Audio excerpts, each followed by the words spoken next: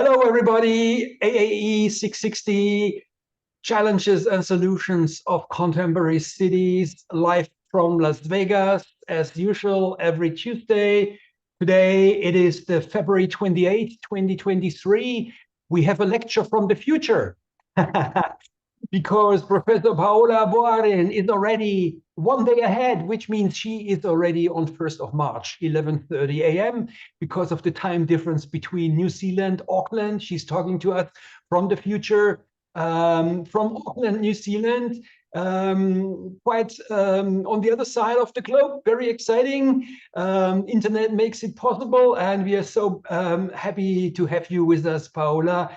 We want to hear from you, learn from you about your amazing research in sustainable design, sustainable cities, and then maybe talk about those similar problems that Nevada has, not dissimilar to what's happening in Auckland, where people just don't like urban infill and density and are so car dependent, and those kind of topics that I think we can have a wonderful chat. And I see we have a couple of guests, that is fantastic. And I want to give an introduction probably. Dr. Paola Boarin is Associate Professor of Architectural Technology and Sustainability at the School of Architecture and Planning at the University of Auckland, New Zealand, where she is also the Associate Dean, Teaching and Learning, the Architectural Technology and Sustainability Stream Leader, and co-founder and co-director of Future Cities Research Hub. My God, you've got so many hats on.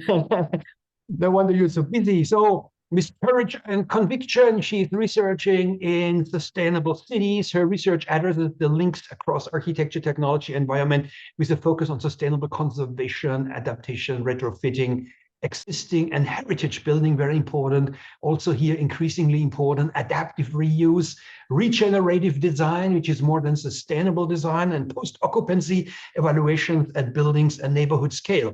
So we need positive, practical, common sense solutions, and we hope we hear about those. You know, it's so interesting because many years ago, people left the UK and they went either to the US or to Australia and then to New Zealand, and they did not believe in the divine rights of the king, and they left and they wanted to create a new society, a new world order, which is so amazing. And that's where we are now. We find ourselves as Europeans.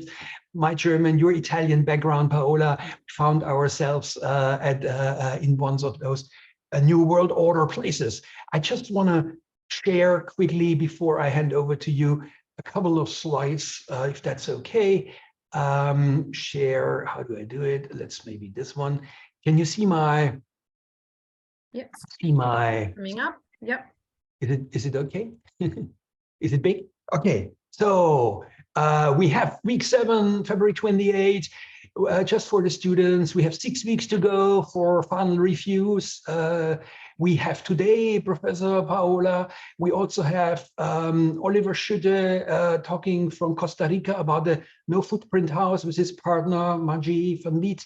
We have Lat Keys talking Tuesday. We have a series of guest lectures, but today Paola. We also have our own Kyle Kita talking to us on Friday this week. Very amazing digital fabrication. Kyle, who is running our digital fabrication lab, is going to talk about the history of model making and all the things that are possible if you work with him. I mentioned Costa Rica, no footprint house, Oliver Schütte. We also have Lat Keys talking from Tucson about urban heat.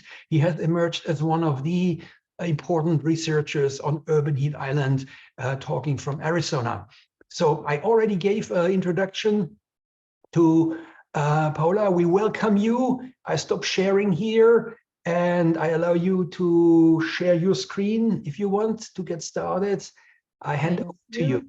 A warm welcome to UNLV and Las Vegas. Thank you very much, Stephen. Let me just, can you see the full screen or the presenter view? Presenter view. Okay, so I need to. Presenter view also. Yeah, but I need to switch. Give me a second. Where is the switch to the other one? Give me just 1 second. There used to be another one. So what I'll do display. Wait, settings. I know what is going on. Display. There we go. Yeah, should be okay now. Now it's good. Yes, thank you. Yeah, perfect, perfect. So, thank you for your warm welcome, Stephen, and tena koto katoa, which is Maori words for I'm really pleased to be here, and greetings to you all. I really wanted to thank Stephen, because as you mentioned at the beginning, these online tools really enable us to reach out to so many people around the globe and to hear so many voices from afar. And it's a really good opportunity for me to also hear what you're doing in your courses and in your master, and also for let's say, giving a little bit of information around what I've been doing over the past few years. As Stephen said, I founded in 2017 the Future Cities Research Hub together with Professor Errol Harhoff, and I've been the co-director of the hub since then. With the hub, we do operate across the different scales of building, neighborhood, and city, and the multiple connections across those scales. And what is interesting is that we do work at a multidisciplinary and interdisciplinary in the interdisciplinary domain. We do collaborate quite a lot with the Faculty of Medical and Health Sciences, population studies, because cities have a strong impact on many other fields, humans in principle, but also, of course, the ecosystems. And for that, we do cooperate quite extensively and quite closely with the Faculty of Science and Environmental Sciences, for instance. We are a team of academics and PhD students, predominantly from the School of Architecture and Planning. And again, together, we do try to address the multiple challenges of our buildings, of our cities, our ecosystems as well. Trying to find innovative and design-based solution, because this is really important to us, that our code and our way of working is design-led and evidence-led. What I will do today in my presentation is providing you a little bit of context for the topic that is related to regenerative and sustainable design. I will go into the definitions of restorative sustainability, restorative design process, and then trying to expand a little bit more on the restorative building and operations, including, let's say, a focus on a research activity that I've been conducting for over 10 years now on sustainable heritage conservation. Then trying to unpack what is the domain of technology and how technology can become restorative at building and other scales. And then trying to do a scale jumping, which is, of course, trying to involve people into this dramatic change that is required to fulfill this new paradigm. And some final remarks together with you, and I will open the conversation and the, let's say, sharing views across our two countries, well, 3 continents, if we consider also Europe, which is our background, Stephen. So it will be really, really, hopefully an interesting conversation. So let's start from the context. And I do want to start with this quote from Hae-Sung Lee, who is the current chair of the IPCC, the Intergovernmental Panel on Climate Change, who commented that, of course, COVID-19, as we all experienced it, and the pandemic has really shown us how everything is connected, and how some connections have more impact than others, while being very tangible. But other, like the pandemic itself, in a way, it's interestingly a tangible outcome. But some people seem to feel that climate change doesn't have the same tangible let's say, evidence at the moment. I quite disagree with that, as many other scientists. And I just wanted to present very quickly the situation that New Zealand has been experiencing over the past couple of years, because, I mean, after all, everyone thinks about New Zealand as the green New Zealand, as everyone says, and imagining, you know, these beautiful backgrounds like, you know, Lord of the Rings and Middle Earth and all these kind of environments. But in reality, this was what the environment looked like in this time last year, completely dry and completely, let's say, a complete lack of water. 50 to 80% less water than the comparable period in the previous years, with temperature that were up to 1 to 1.5 degrees above the average across the country, and these had a really huge impact on agricultural, of course, and livestock across the country. And after all, I mean, New Zealand is a country that is largely based on livestock, and of course that had quite a huge impact on the economy as well. On the other side, this is what New Zealand looked like, and particularly the North Island looked like in the past month. So same time this year. So complete drought and no rain last year, and an overabundance of rain over this past month and a half. So since the end of January, Auckland, the northern east part of the North Island of New Zealand experienced an increase of rainfall of about 400% compared to the previous years. I will show some diagram about that. These are some images that these two images from Auckland 3 weeks back, sorry. Landslides, houses falling, 11 people died. This is what the Auckland International Airport looked like, with water up to knee level. This is unfortunately what the situation looked like in areas that were even more severely hit by these exceptional meteorological events, weather events. This is Hawke's Bay, this one, and this is the Coromandel Peninsula, both in the North and East Island. And again, the death toll as of today is at 11 people dead because of the landslides, the flooding. People got caught in this flooding, and there are still hundreds of people who, after weeks now, remain missing, and everyone is really very worried about what happened to these people. And these are some diagrams from NIWA, which is the meteorological organization here in New Zealand, the National Meteorological Organization. And as you can see, this is the average rainfall of the same period between the 24th of January and the 8th of February. And I just want to say that the data about February have not been released yet, because they will probably this week. So this doesn't include the third meteorological event that we had 2 weeks ago, and that was Cyclone Gabrielle, which again put a lot more water on our territories. This central one is the recorded rainfall anomaly for the same period, and as you can see, this area, this is Coromandel, this is Hawke's Bay, this is Auckland, we're here. An increase of over 400% in the amount of water in the same period. Okay, and really we experienced the wettest and highest level of rain of not only the century, but since recording started. So you can see two completely different scenarios 1 year ago and this year, and these are all due, of course, to climate change. And someone may think that this fight to climate change is really a problem for politicians, for decision makers, for policy makers, for economists, and not for designers, not for us designers.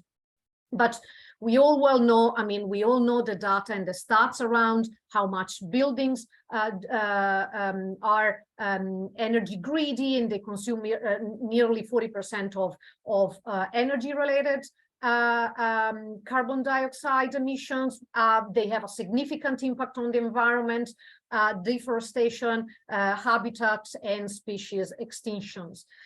I do strongly believe that us designers have really a pivotal role to play in this game. And we can definitely positively contribute not only to building better in the future, but also to reverse the effects that the built environment has caused so far. And after all, we all know the recipe, and this chart provides quite a reasonable summary of what the ingredients of the recipe are. The 2030 Agenda for Sustainable Development really provides us with a good reminder of all these aspects. And I believe we shouldn't be focusing only on Goal 11, Sustainable Cities and Communities as designers, but we should definitely consider all the multiple connections with the other sustainable development goals. And this chart from the World Green Building Council is quite interesting, in my opinion, because it really shows the multiple interconnections and the multiple impacts that the built environment has on the other goals beyond Goal 11. And again, my interest and let's say my perception also from an equity point of view is that Goal 3, good health and well-being, is really one of the important ones we need to look into, and how we can provide greener buildings that can not only improve the health of the ecosystems, but also people's health and well-being. But again, I really invite everyone to have a look at the multiple resources that are available in the World Green Building Council's website, and there's quite interesting data to explore around all these goals. And really looking at these multiple connections is also what the mission of the Future Cities Research Hub is. Interestingly, after about 30 years since the Brundtland report was released, and we all started to understand more and investigate this concept of sustainability, we're still seeing sustainable development as our goal, and the word sustainability has really become a buzzword everywhere, and we can hear it and read it everywhere.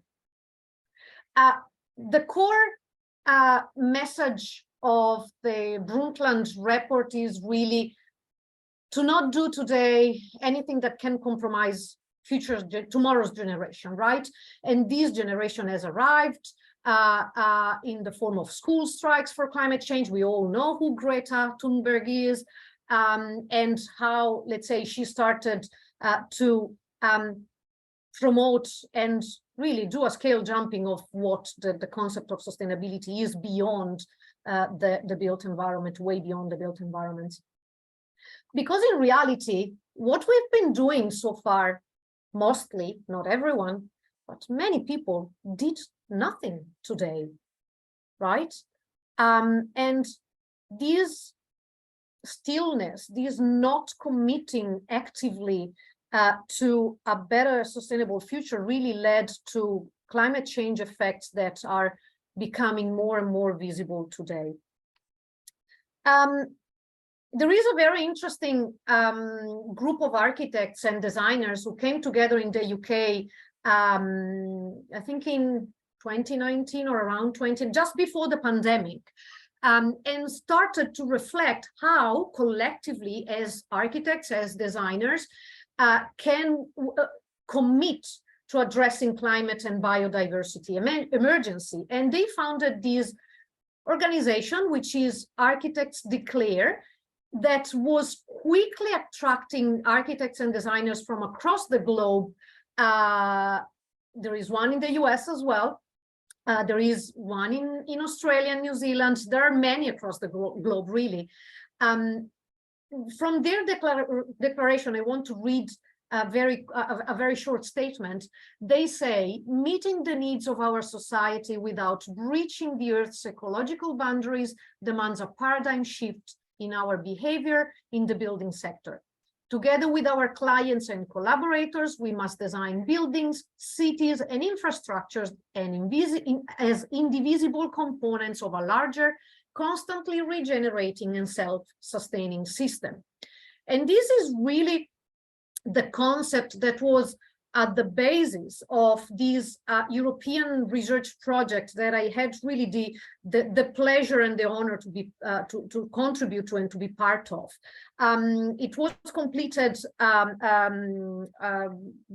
just over a year ago, and was called Restore, so rethinking sustainability towards a regenerative economy, so moving beyond the concept of sustainability, because we definitely need a paradigm shift in the built environment, and this project was really trying to unpack what this means in a tangible and intangible way. The project was funded by the European Community under the Horizon 2020 framework, and there were something like 170 organizations contributing to this project, a really huge project. Unfortunately, for some aspects impacted by COVID, for other aspects, it really contributed to, well, reaching out much more and much wider across the globe, and also reducing our carbon footprint, because we were not meeting in person, we were all having online meetings, which was really, really fabulous. The project really started with trying to unpack and explore the concept of restorative sustainability, and we came up with this diagram. So the core of sustainability basically is that we take as much as we give back.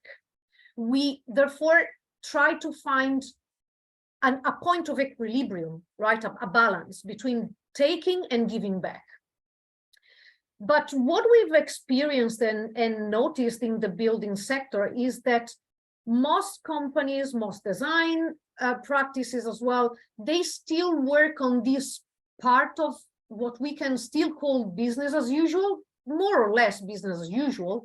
Of course, those who build just up to the code are just doing the minimum amount, and in most cases we know that there is a lot of push and pull when a building code is released, because a government needs to be looking at the future and trying to pursue future goals and align with the trajectory of the objectives they set for themselves, especially in regard to emission targets and so forth. But on the other side, they also need to look at the market, so they can't push too far because the market won't follow otherwise, and they can create very difficult and complex dynamics in the market sector, in the building sector, like what happens here in New Zealand very, very clearly, and I'll tell you more about this later on. There are also those looking at building at, let's say, to high performance standards, and this is where, for instance, passive house standards lie, more or less. This is a domain where all certified green buildings sit.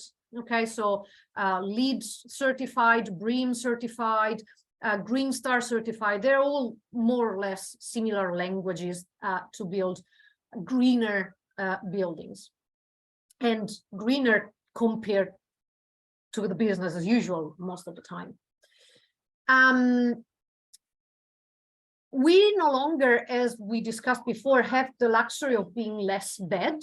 So just to achieve a less bad approach, we really need to start moving into this part of this diagram, because we need to do more good to the environment, to us, to the ecosystem, and to the people, and to the next generations.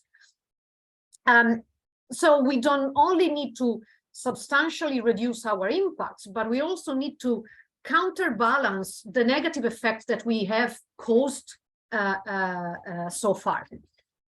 And this is why we need to progressively move into a restorative approach and then a regenerative approach. So sustainable is about limiting the impact and having a balance point where we give back as much as we take. And again, this has been the goal of the past 30 odd years. Being restorative means restoring social and ecological systems to a healthy state, especially where we caused most of the damages. A regenerative approach is enabling social and ecological systems to maintain a healthy state that has been restored back and to evolve into something that gives more back than what it takes. So these are the three different definitions that we developed during the project. Now, what does all this mean in terms of design process? Again, if I look at the attributes of sustainable buildings, what they talk about is reduce the damage to natural sensitive sites, for instance, reduce potential environmental damage from emissions and outflows, reduce the resources used, minimize comfort. So they talk about reduce, okay, minimize. What we instead need to do is to, again, be more positive, which means increase the value of the natural and sensitive site, create new ecological infrastructure, enhance the natural features of a site, repair the environmental damage from emissions and outflows, create new energy, and increase comfort and well-being. So we also need to start using more positive words with our practices. And as designers, we thus need to create and retrofit cities and buildings that can be the catalyst of this positive change. We also identified the pillars of regenerative design, and the first one is the relationship between climate and energy. That really becomes a design component. And I'm sure this is not new to any of you, because this is basically something we've been exploring for many years now. But again, we need to take it to a further step, to a, let's say, higher level. Designing with climate means, of course, including the principles from ecology, biology, engineering, climatology, physics, and this is why we need a lot of interdisciplinary connections as designers with the other professionals and the other figures in the building sector, or beyond, even better, the building sector.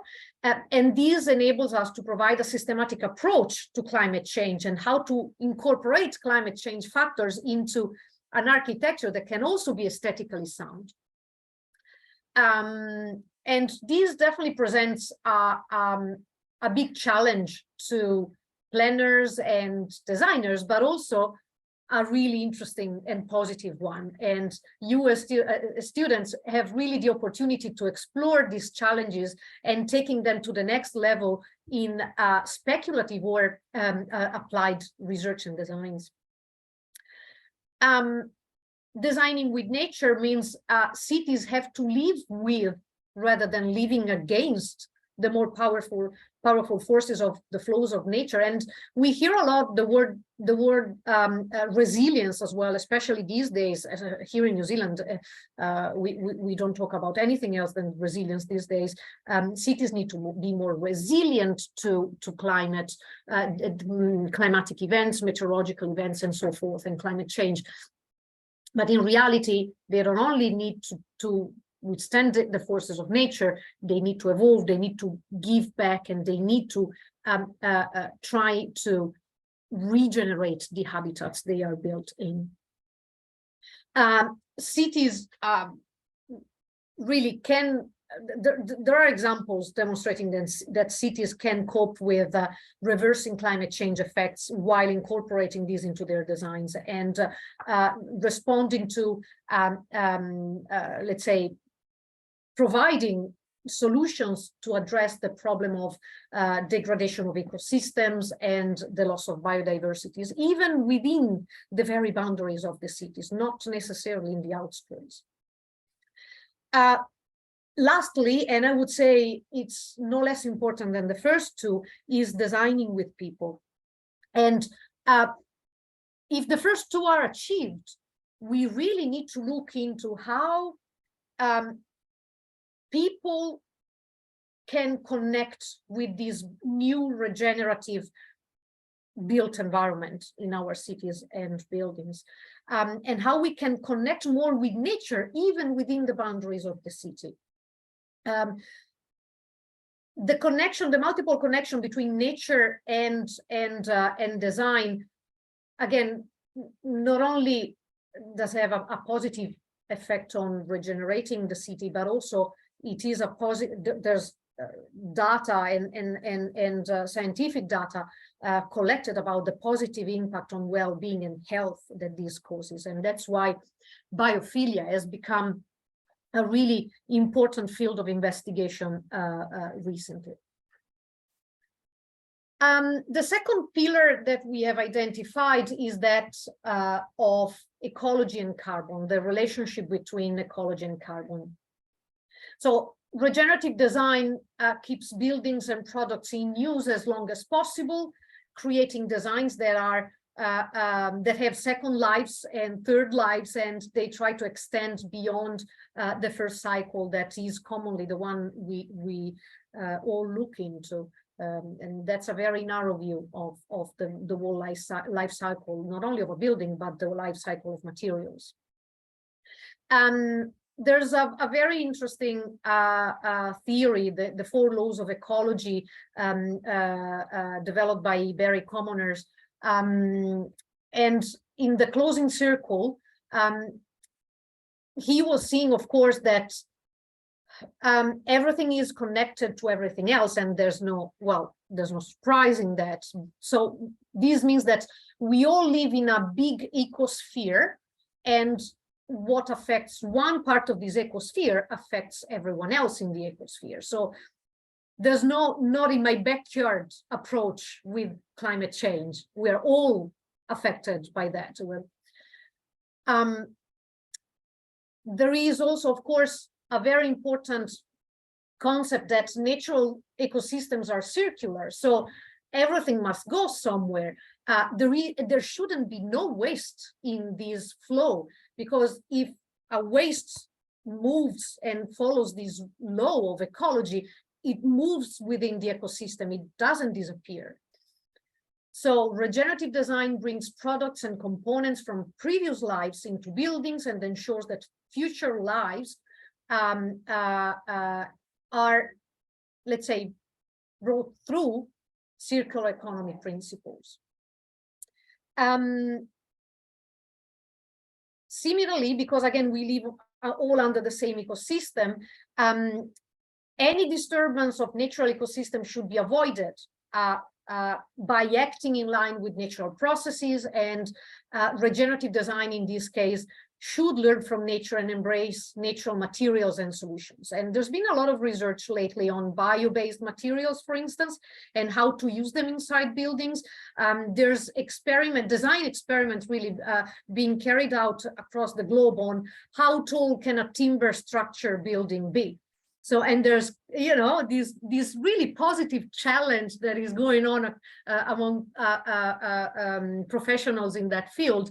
And it's a really positive one because it pushes us beyond our current boundaries, fosters new knowledge and cooperation between all the parties in this broad field of investigation. And the last one, which has a funny title, there is no such thing as a free lunch, means that we really need to design and live within the balance of nature and the boundaries of nature. And natural resources should be seen as being on loan. They are not for us to be taken. They have to be paid back. And this is why the regenerative and restorative approach. So we really have to urgently start to rethinking and remanaging how we interpret the concept of carbon. So no longer working with what we used to call fugitive carbon, so the carbon, embedded carbon that finishes its life cycle at the end of the life cycle of a building, but we need to increase durable carbon, so moving beyond one single cycle and into progressive cycles. And therefore, this needs a thorough planning and design of our buildings at the early stages of the design process, so that materials can be the life of materials can be extended and become secondary raw materials and third raw materials. The third pillar is related to human well-being, and again, it's no less important than the other ones, and we've seen that quite extensively during the COVID pandemic, especially when we were all in lockdown. I don't know what happened in Nevada, but New Zealand closed its borders for about 3 years. People weren't able to come and go. Well, the first and a half years, no one would come and go, basically. I myself haven't been traveling for 5 years now, which helps reducing my carbon footprint, but at the same time, I haven't seen my family in 5 years. But this regenerative approach and the role buildings take in this context is so important and has become increasingly important. So the interconnection between human health, planet health, the health of ecosystems can be definitely used as an incentive to building better. And there's a lot more knowledge we are provided now about the interactions of these three elements, and regenerative design can really play an important role in this regard. So in a way, the question for us is, we know that, and there's plenty of research conducted and plenty of data on this. We know that buildings can lead to illnesses. We need to understand, on the other side, whether architecture can heal people and how we can achieve that point. Architecture and built environment, because it's not only about buildings, it's about, again, the multiple interconnections between buildings, the surroundings, the neighborhoods, the cities, and the ecosystems. We always need to think progressively across the different circles and spheres. Unfortunately, we don't have many examples of regenerative design yet, but there is a lot being explored. These are just some examples, and if you have a look at the Restore project website, there is a fantastic world map with the location of multiple regenerative design projects across the world. It was compiled by all the researchers in the project, and you will find information, data sheets about all these buildings. But just to give you some examples, SoA carbon negative powerhouse Telemark in Norway, the first example that you see here, which is designed to produce more energy than the energy that it will consume over its lifespan, so it's giving back. The second one is Cox Architecture's University of Wollongong Sustainable Buildings Research Centre in Australia. It's a Living Building Challenge certified and 6-star Green Star certified, which is the top level. The third one is in the UK, and it's Archetypes Enterprise Centre at the University of East Anglia. It's an exemplar of low embodied energy and carbon construction technologies through the use of new natural biorenewable materials sourced through local supply chain. So very, very interesting process and very thorough investigation on where all the materials come from and how they can be assembled inside the building, and in a second moment deassembled and reused and repurposed in different buildings. These achieved the Passive House standard and BREEAM certification. BREEAM is the more or less corresponding of LEED in the UK. And this last one probably is an exemplar closer to you, because this is Miller Hall Partnerships Bullitt Center in Seattle, USA, which is defined the greenest commercial building in the world. Well, at least at the time it was built, and is Living Building Challenge certified. So again, I would definitely invite everyone to have a look at that map that is available on the website. And Stephen, if you want, I can send you some links that you can share with your students if they are interested. This would be great. Thanks. I will. Now, restorative buildings and operations are equally important because, again, we need to think across the life cycle. It's not only at the stage of design and construction, but we need to look at operations and what happens beyond that. But starting from the early stages of the project is super important. We cannot expect to achieve these outcomes if there is a late engagement of all the parties in the process, in the design process.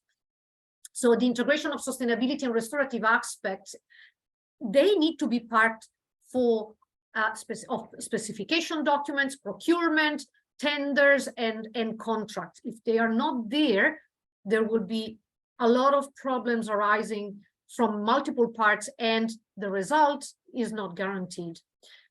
This is one of the bases of the international green building rating tools. They do try to engage with all the professionals at the early stages and have everything black and white on paper as a contractual obligation.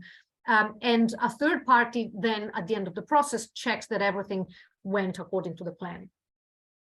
The second step, of course, is a restorative construction process that minimizes the use of materials, waste emission, resources like water, and also time during the construction stages, because a construction site can be extremely energy consuming, extremely water demanding, and we definitely and produces a lot of waste that most of the time just needs to go to landfill. It cannot be recycled. So we need to look into that as well.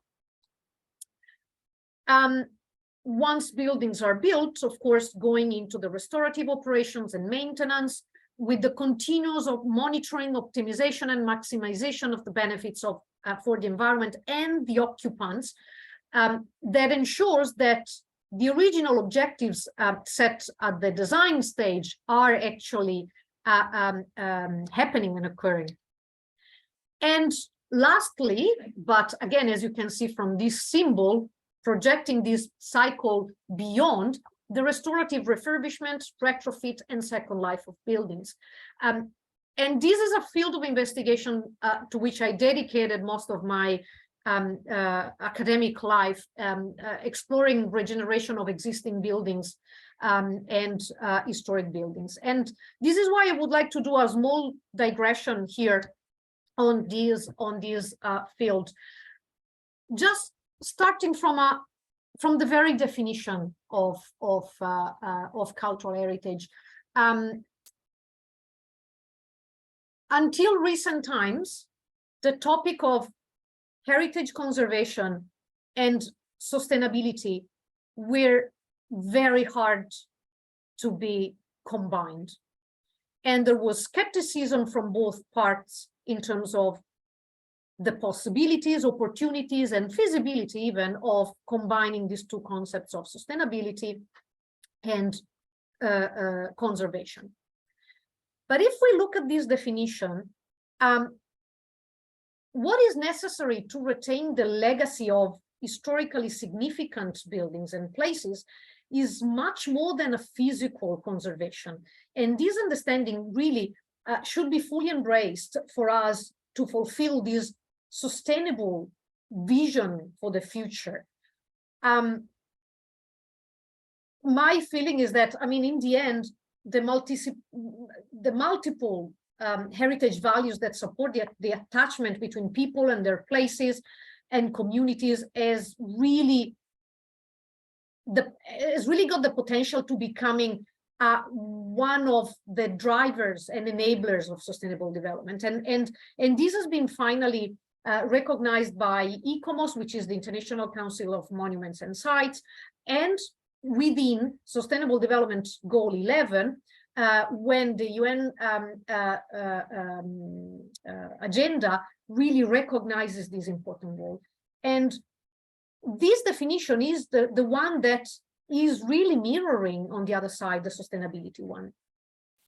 More recently, I think it was 2017, The well-known triple bottom line of sustainability, so economic, social, environmental sustainability, has been expanded to a fourth pillar, which is cultural sustainability. And this was the most important recognition that started triggering a positive change also in the conservation and construction world about this marriage, I would say, between sustainability and conservation.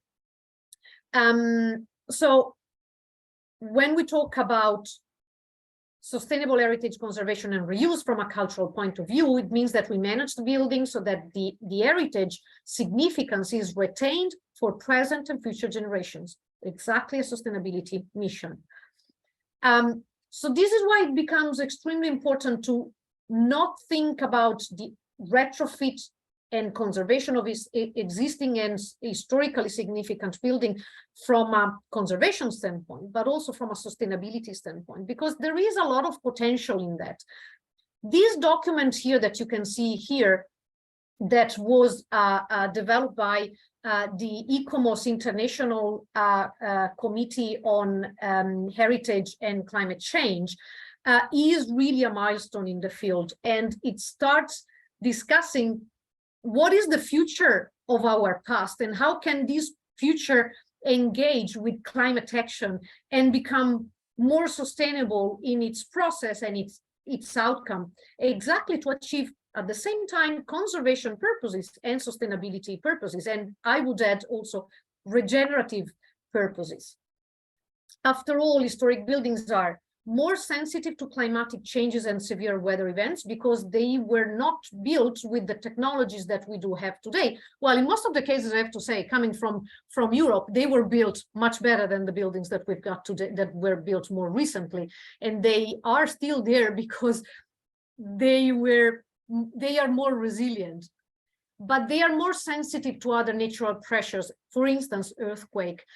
This is a point that really joins, unfortunately, New Zealand and Italy. They are both earthquake-prone countries, and we've seen a lot of damages being caused by severe earthquakes in recent times.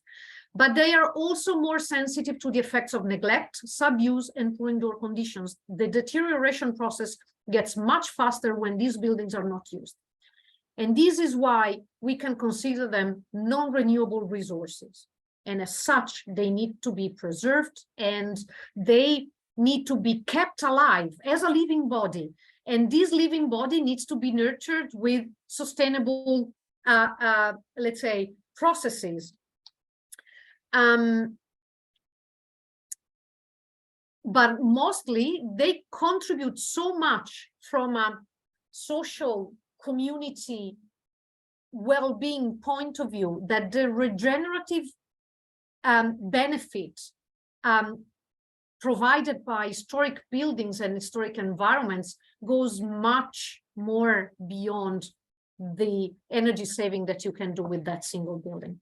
So again, I invite everyone to think holistically in these cases.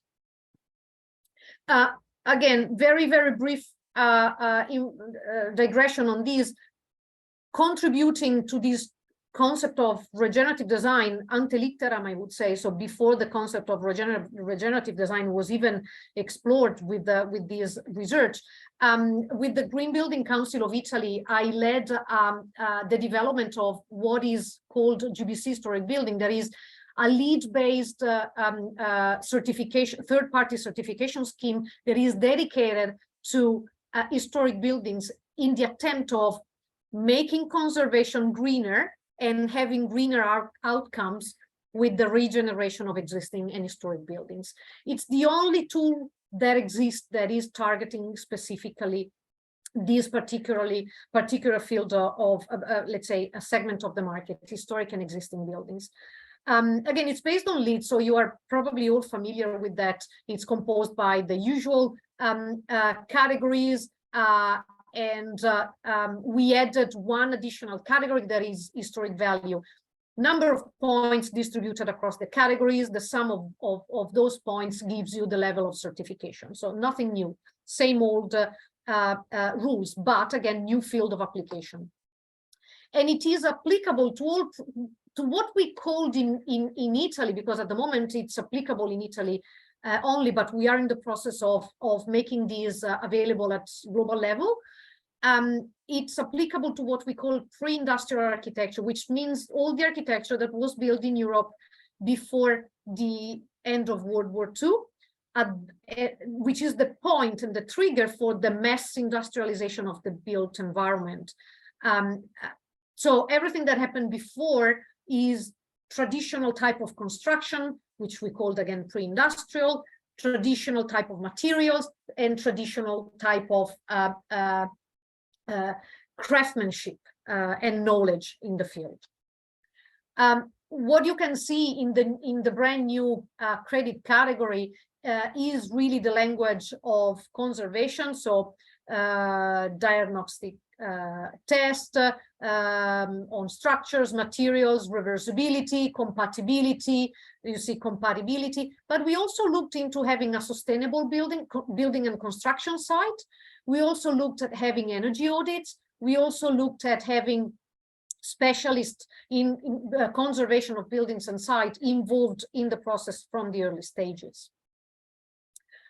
Again, it's only applicable in Italy at the moment. Well, it's applicable everywhere, but it's certifiable in Italy only at the moment. And these are some of the examples that we can see of historic buildings in Italy. There's the castle in Ferrara in the north of Italy that has been just enrolled for certification. There's buildings in Rome.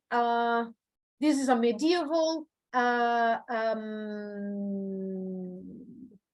building where it's a monastery, basically.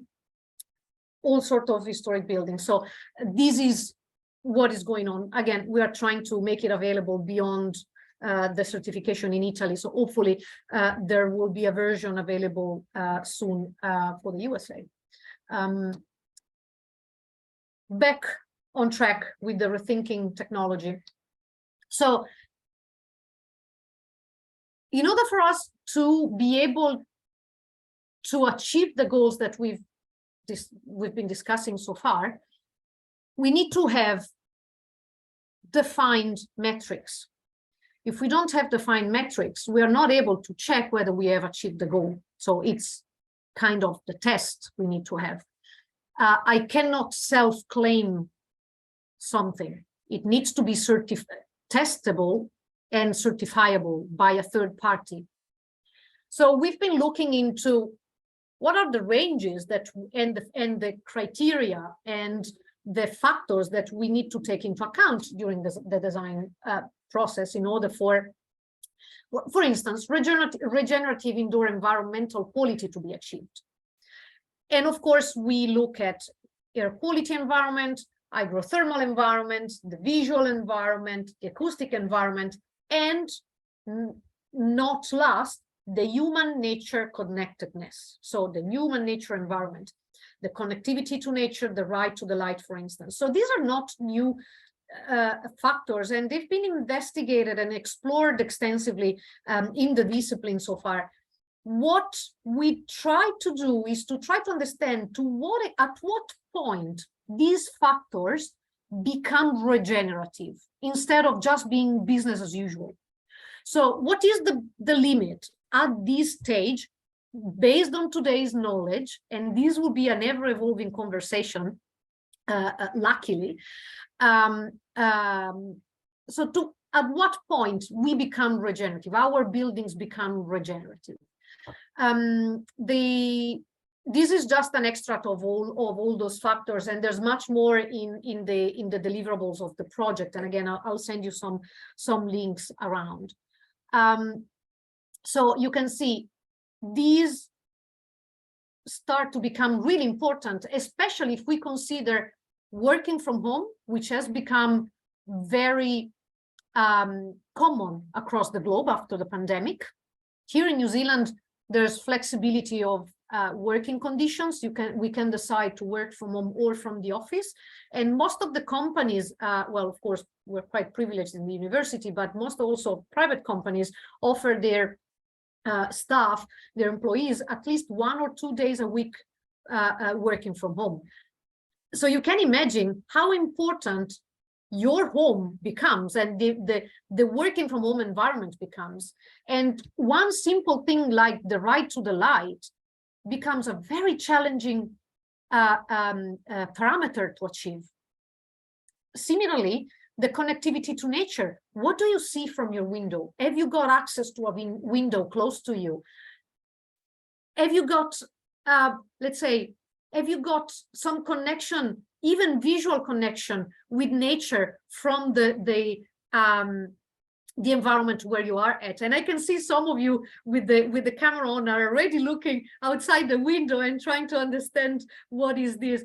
I'm working together with a few universities in Spain and in the US on a research on working from home environments and investigating all these parameters. So it will be interesting to see what happens there.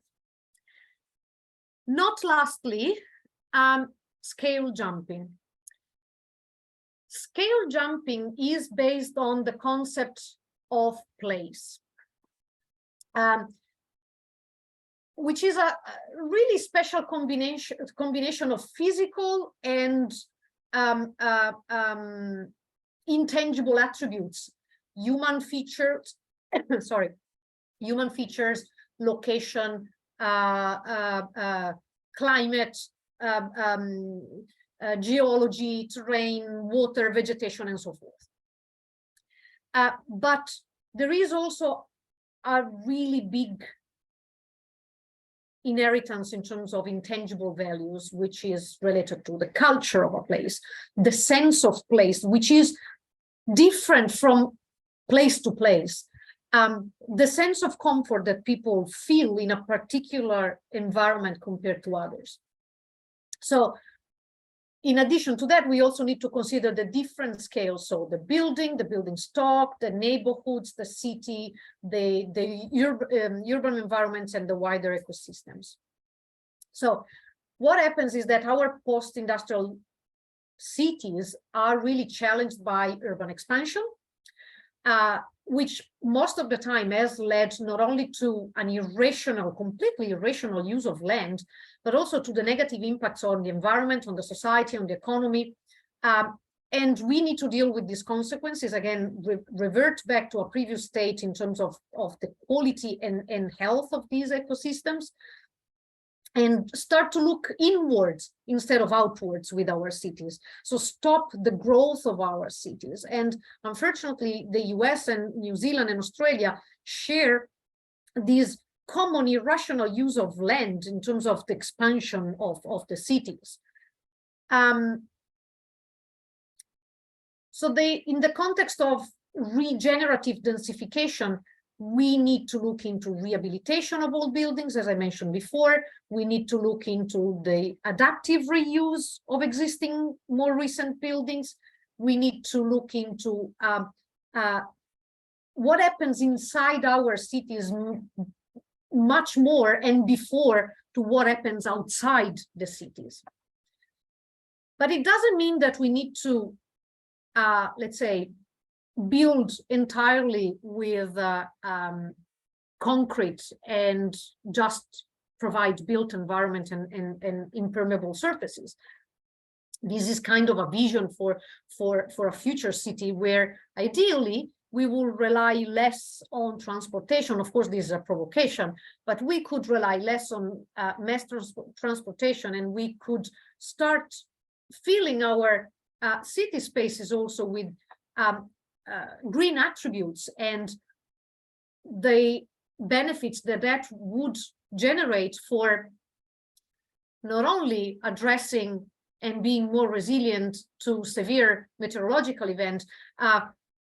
This image is very, let's say, what most of the cities across the US and unfortunately New Zealand and Australia look like in their CBD. One main street, all tall buildings around. In Aukland, that street is called Queen Street, and during the past few weeks, that became a river, and there was water everywhere. So all these impermeable surfaces are not really helping not only addressing these extreme events, but also making the city more resilient. So we need to work with all the factors we've got available, and the creation of regenerative cities will be substantially, if not inevitably, supported by the implementation of smart technologies, artificial intelligence, and we are just starting to touch, you know, with our own hands, the benefits, outcomes, and sometimes negative effects of AI and how to use it, but definitely positively using big data, digital twins also to run simulations on scenarios for future cities, but any similar advanced technology that can integrate the multitude of complex systems and complex data and infrastructures that are a really important prerogative of our holistic thinking of a city. And there are many tools and platforms and metrics that we can use and develop, but definitely we need to create these multiple connections in order for us to be able to scale jump this conversation beyond the building level and into the community.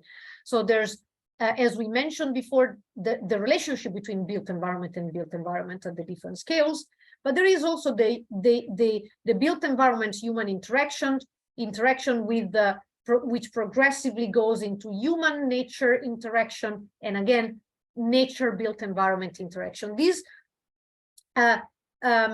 scale jumping that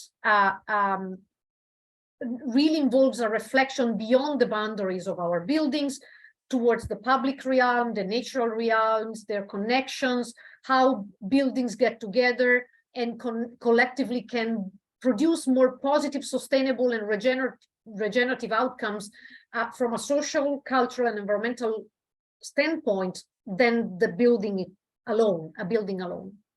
So to get there, we all have a responsibility, because in terms of size, again, we can think upscaling the area, thinking beyond the building scale.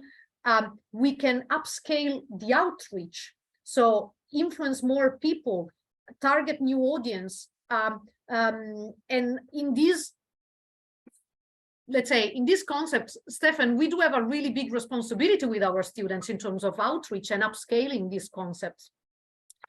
And of course, through our research activities and collaborations, active collaborations with the industry, we can do much, much more than what has been done so far.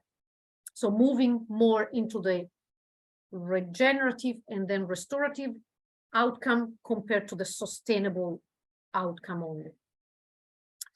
So just to have a couple of final remarks. One is about adaptation and resilience. And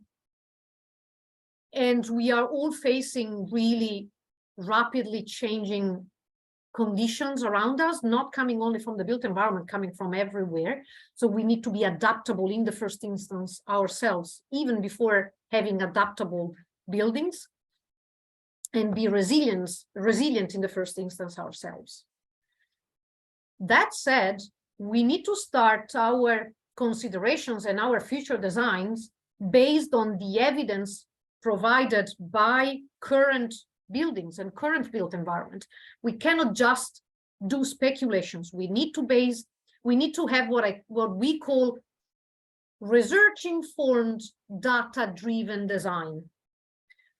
And post-occupancy evaluations can provide lots of data, from multiple realms, not only on the physical, technical performance of a building, but actually on how people are perceiving and living the building. What is the impact a building is having on their lives and their work and their daily activities.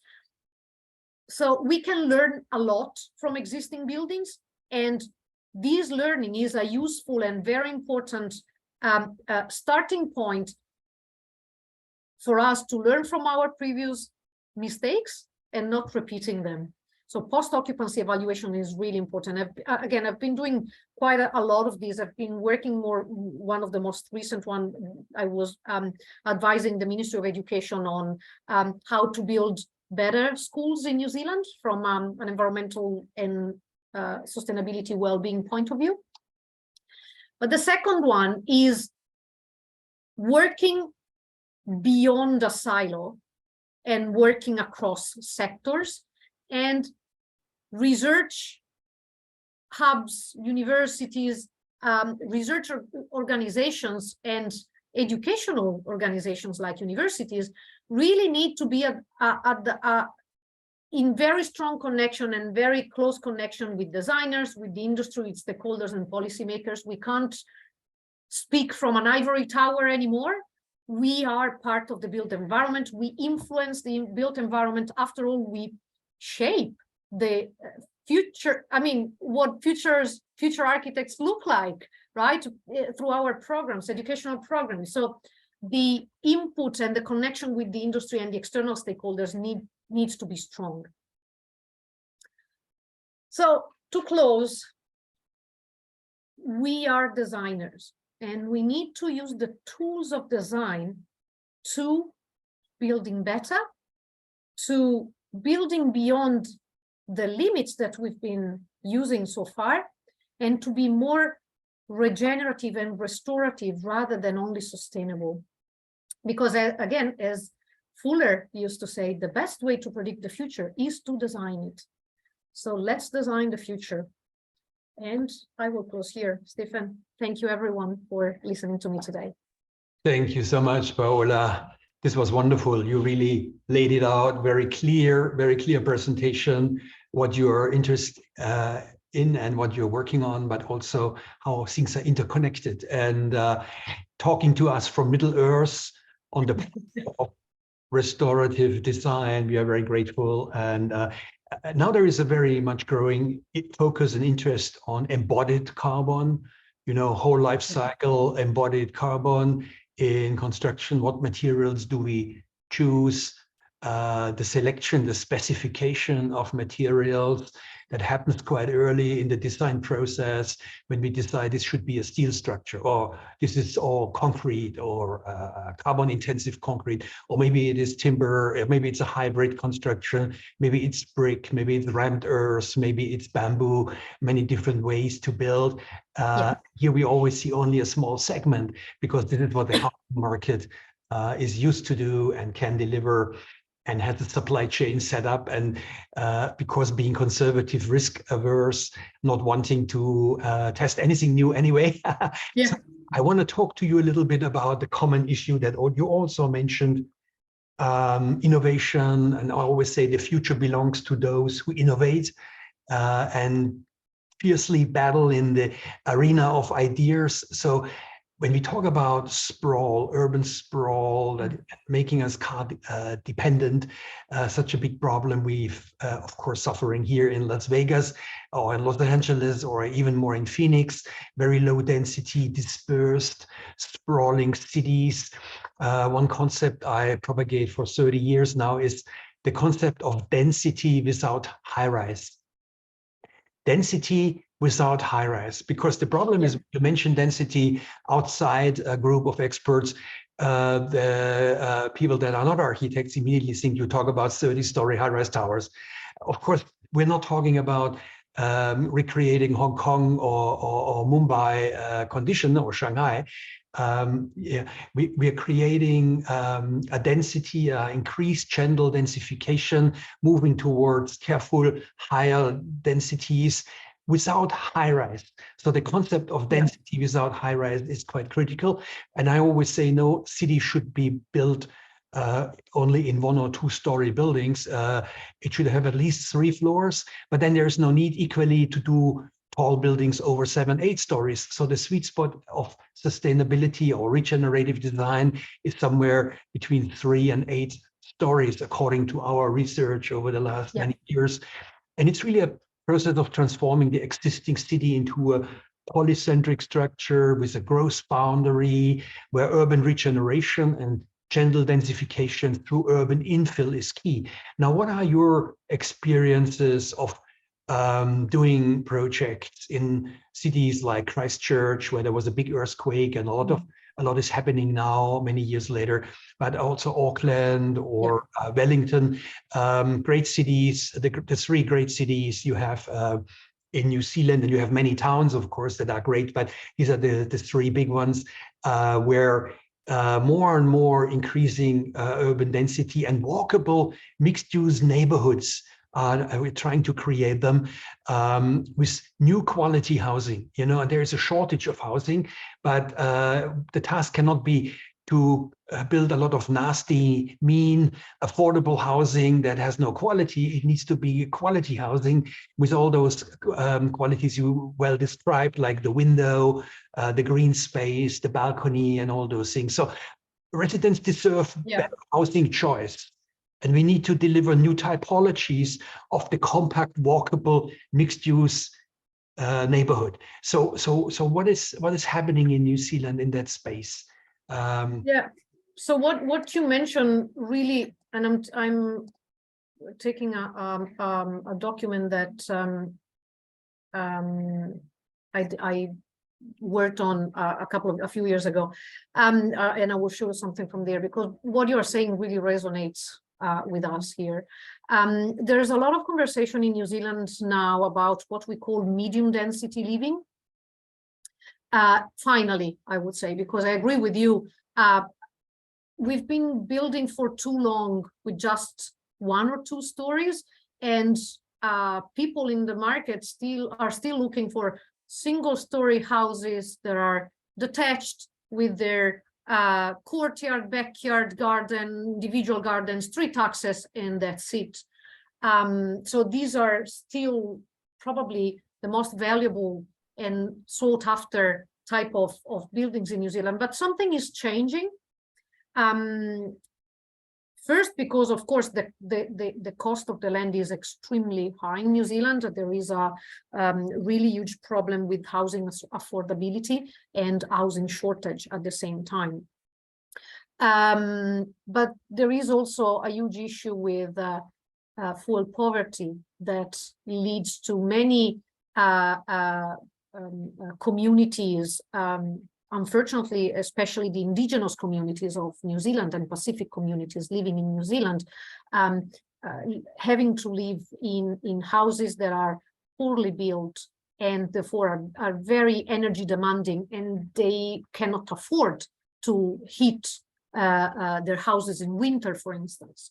And don't think that New Zealand doesn't need heating like most of the people think. New Zealand needs heating, especially in the South Island, but also here in the North Island. So we do need to heat these buildings. And New Zealand, unfortunately, has been among the top of the list globally for the highest level rates of asthma globally. And this is really due to the unhealthy conditions of our buildings. So more recently, there's been quite a lot of push from not exactly councils, but more likely government-owned individual branches, like what we now call Kaingaora, which is the housing, the housing unit of the New Zealand government. Okay, they look after social housing, social housing, what we call here state houses, and they started pushing towards denser buildings. A test environment that was really interesting to see over the past few years, being developed over the past few years, is Hobsonville Point. Hobsonville Point is a new neighborhood that was developed in the west part of Auckland. Let me see if I have something to show you. Yeah, I'll share my screen again. So this is, can you see my screen? Yeah, so you can see this is Central Auckland is just this one. Hobsonville Point is here. Okay, it's a small peninsula in here. You can see this is South Highway, the main highway, and then there's the West Highway going up here, and then there's another link up here. So there's a circle here, and in between there's all the bay, of course, of Aukland, all here. So Hobsonville Point, basically, it's a greenfield development, as you can see here, where they explored living at higher density. So there is very little percentage of 2-story buildings. Most of the buildings are 3, 4, 5 stories. And what we did was analyzing this neighborhood. It's still being built. So it's a process that is taking over 10 years, of course, but it's still being built. And it was driven by green outcomes, so reducing the amount of transportation, reducing the dependency on individual cars. I would say they were not able to achieve all the green targets they gave themselves, but they started demonstrating that this can actually work. So we assessed it according to different quantitative criteria taken from, again, the most relevant assessment tools. So we were looking into energy use, we were looking into energy use and production, water management and conservation, sorry, ecology and habitat, waste management and pollution control. Interestingly enough, we also ran a survey to all occupants of the neighborhood, asking whether they were happier in their previous 1- or 2-story home or in this new neighborhood, which is denser and, let's say, where people have more opportunities to connect. And the outcome was very positive. People who were originally skeptical about this new way of living are now very happy with the community that got established around them, and they feel part of. So there is a sense of belonging and a sense of place being developed by these medium density living compared to the traditional, let's say, 1- or 2-story houses that is everywhere around the country. So it had to be designed and led by an organization providing guidance to all the companies and builders working in the neighborhood. So working towards common goals, working towards common outcomes, and working with concrete measures, criteria, and criteria for all the environmental parameters. Interestingly, they tried an experiment where households would have no more than one car park available in their property, whether garage or outdoor car park, let's say, car park. And that was what people were most adverse to. Everyone here in New Zealand, well, most of the people in New Zealand own at least 2 cars, and they didn't know where to park the cars. So what it ended up was basically that all the streets got filled with cars instead of being mostly pedestrian or mostly, for bicycles and all these kind of things.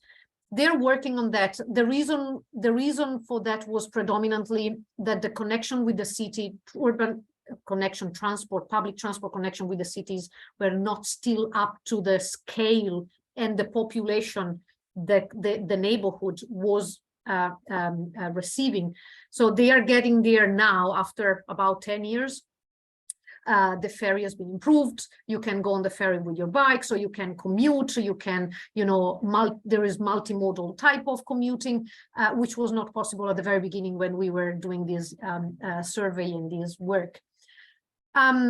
What was also very interesting for this neighborhood, let me see if I have,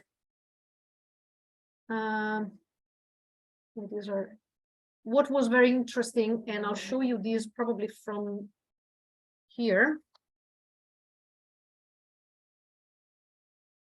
Maps. So stop sharing, and I will share maps. Give me just 1 second. Okay, share this one now. Okay, so again, this is the CBD. This is where I am in this moment, 26 Simon Street.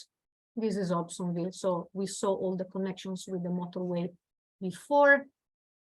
And if we go closer to Hobsonville, what is really relevant is that they restored entirely all the original ecosystem and original green areas, wetlands particularly, around all the neighborhoods, because the wetland is an important factor for resilience, because it absorbs and it's variable, it's adjustable, it's resilient in itself. There was all sort of native flora being restored over there that had disappeared from that area before. And with that, the native fauna came back as well. But also, it's not super visible. They still maintained pocket of green and what they call green corridors. Here particularly, there's another green corridor around here, because that enables all the species, the native species, to transition from one side to the other. And also it enables these areas to remain permeable. So they can deal with water, they can deal with urban heat island much better. They can deal with all these factors that are causing a lot of environmental discomfort elsewhere in the city, for instance. And in fact, these part of the city reacted much better than the rest of the city during the recent flooding, because they have much more permeable surfaces. So building at higher density with this regime is much better also in terms of achieving a balance between permeable and impervious surfaces and green and built surfaces. And also these, because of the way this neighborhood has been designed, there's a lot of connection with nature. There is a fantastic walkway all around the harbor here. There's plenty of people coming also from the other parts of the city during the weekend just to get there, because it's a nice place where they can connect back to nature, but still being close to the city. There's been a lot of, well, buildings have been built quite instantaneously over there, because people wanted to recover also these recover a better way of living with, let's say, still being connected with the city, but also experiencing those services that are typical to living at higher density, mostly and foremost the sense of community. On the downside, there wasn't a really very wise design in terms of some individual part of the neighborhoods, in terms of designing of the buildings, because what they noticed is that because these buildings are built to a slightly higher standard than energy standard than the building code, they are much more energy efficient. But at the same time, again, Auckland can be very hot in summer, quite hot in summer, but there's a lot of overheating being produced. These buildings can overheat quite quickly because they are much closer to one another. There is less wind corridors between them. And this is what people felt, much more overheating. Most of the people are not using heating at all during winter, but in summer, it's very hot. So there is much more work to do in terms of strategies to mitigate, let's say, environmental conditions in summer and winter. But there is also another thing to say, and it's that people in New Zealand are not used to living in buildings that are insulated, unfortunately. So it was a big change for all these people coming from traditional houses. A lot of parallels, a lot of similarities to Nevada. And I mean, thank you for introducing us to Hobsonville. It's quite an interesting project. I found Hobsonville Point. Also, it looks very much northwest of Auckland, where the shops are, in the central business district, CBD. So it's a long drive, unfortunately. You know, here and also in New Zealand, those kind of projects make the residents car dependent, and it goes of course at the expense of livability, health, well-being, productivity, as you know, time spent in the car. But also the problem we have here, and similar situation where you are, Paola, is most greenhouse gas emissions come from transport. Yes, meaning same in New Zealand. Combustion engine driving cars, usually one person in the car alone, no car sharing, and also second from excessive air conditioning, as global warming leads to hotter and hotter cities. So it's unbelievable when you think that the transport here in greater metropolitan Las Vegas creates 37% of all greenhouse gas emissions from driving. And also our air quality is not very good, but we don't have industry here except the entertainment industry. So we don't have factories that are polluting. It comes mainly from car driving and from trucks, diesel trucks. But then, of course, with the heat wave, it gets stronger. It gets ozone levels that are dangerous. And a lot of people are suffering from asthma and breathing problems here. And the other point mentioned is the excessive air conditioning, which is also over 30% of greenhouse gas emissions. So together, driving and aircon in a desert city like Las Vegas, understandingly, is creating 70% of the greenhouse gas emissions. And when you compare it to other cities, they have a completely different profile, like say like Seattle or San Francisco, for example, which are much more walkable at reasonable densities. Here you have no chance to ride a bicycle or to walk because the distances are too large, similar to Phoenix.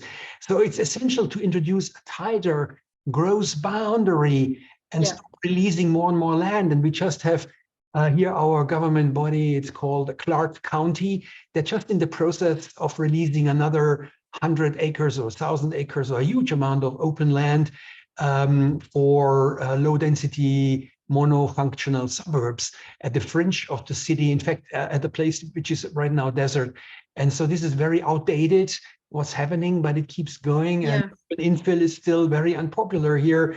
The other point I wanted to talk with you is using offsite manufactured modular housing. It's been a huge trend 20 years ago. I saw a couple of projects in Auckland. I remember, very interesting offsite manufactured. And then since then it's got bigger. There was a little bit of tiny house trend for small houses somewhere in nature, but that doesn't, of course, contribute and solve the problem. It adds to the problem. But what is the situation of prefabricated, offsite manufactured modular housing, which was such a promising development 25 years ago? Can you talk to us about what's happening in your world in this segment? I agree. It's been a huge conversation around 20 years ago, 20, 30 years ago. Europe, it was permeated of conversations around modularity and prefabrication, small scale, large scale prefabrication. There's not a big conversation in terms of prefabrication here other than concrete or mixed steel and concrete prefabrication for high rise or medium rise commercial buildings, or now apartment buildings. But we can talk about, heavy prefabrication here in New Zealand more than light prefabrication. So there's not much prefabrication thinking around the use of timber or mixed use steel and timber. There is one beautiful project that was just recently completed here in Auckland, and it's called Ground House. I think it's a new structure in the very center of the CBD, just behind the Sky Tower, for homeless people. ground zero, they call it, or something like that.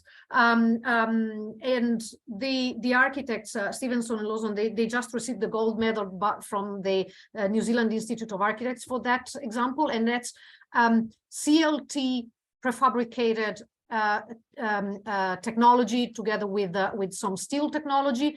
And that's for the first time where we started seeing a little bit more off-site prefabrication for that.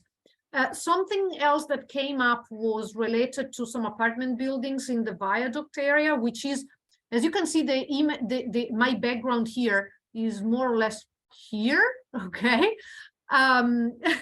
So it's the harbor area of the CBD.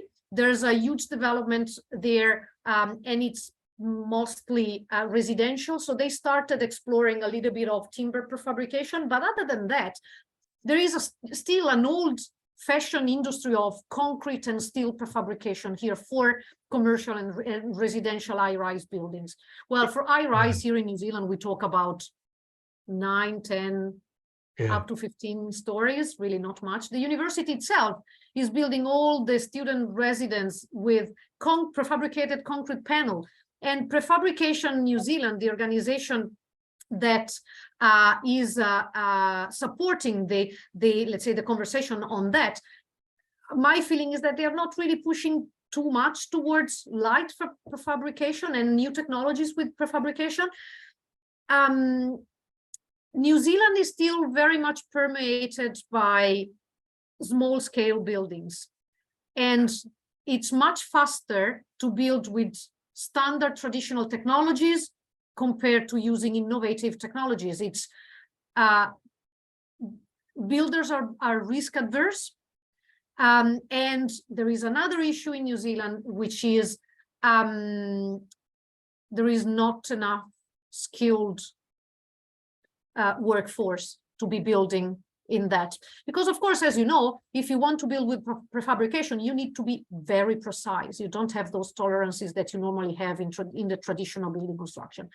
On the other side, what I feel the possibility here in New Zealand could be, and we try to explore that also with the project we exhibited at the recent Architecture Biennale in Italy, where a team of us here from the School of Architecture and Planning built a small pavilion, timber pavilion. It's exploring how we can build better with the traditional type of stick-based, we call it, timber sticks that the New Zealand built environment is predominantly made of. And that draws from the Pacific culture of building with the local resources. So probably instead of moving towards, let's say, prefabrication per se, the conversation should be around how can we use our internal timber renewable resources to build better buildings by taking advantage of the traditional and local knowledge of building with timber. So that is a conversation that I think could be promoted rather than a prefabrication per se. But that involves, again, craftsmanship, tradesmanship. It involves stakeholders engagement. We work closely with an organization that is called SION, which is a Crown-based organization that promotes healthy forestry production. So you might not know, but New Zealand is a great producer of timber, but we ship all our timber to China and we buy our timber from China, which is not very sustainable and efficient. So again, the conversation I think should be on how can we learn from our indigenous practices and make them even more efficient and sustainable. And look at your supply chains. But I think, you know, for instance, when you look at Australia, huge success story, modular prefab is taking off. Many architects and many companies are not specialized, and some fantastic projects. And of course, if you build lightweight, not heavy, but light, you have less embodied carbon, and you have a lot of savings of CO2 emissions and so on. Years ago, I visited in Nelson on the South Island in New Zealand. I went to visit Exlam, which was a new CLT manufacturer. Do they still exist? Yeah, they do. Jack's family, It just started out when I went down there. And they're all family owned here. They're small realities. yeah, it has advantages, family owned. Okay, Definitely. fantastic. So thank you so much for all the informative conversation between the two worlds, Middle Earth, and we are on top of the world here, of course. So between Las Vegas and Auckland, New Zealand. And wonderful to see you also, Paola. Let's stay in touch. And I haven't seen any questions in the chat from the students. Let me just check the chat if there anything arrived. But if there is any coming up, feel free to send them via email, and I will be happy to address them. I will do so. It's been fantastic to see you, and very good to hear from you and to learn more about your research. And big thank you from us. And we have recorded it, and it will be part of our YouTube channel videos, where you will find there is a talk by Renzo Piano building workshop and by Carlo Ratti from MIT and other Italians already. We're building up a series of Italians talking. Great. Okay, wonderful. And thank you for inviting me, Stefan, and thank you everyone for listening to me today. Yes. Kia ora.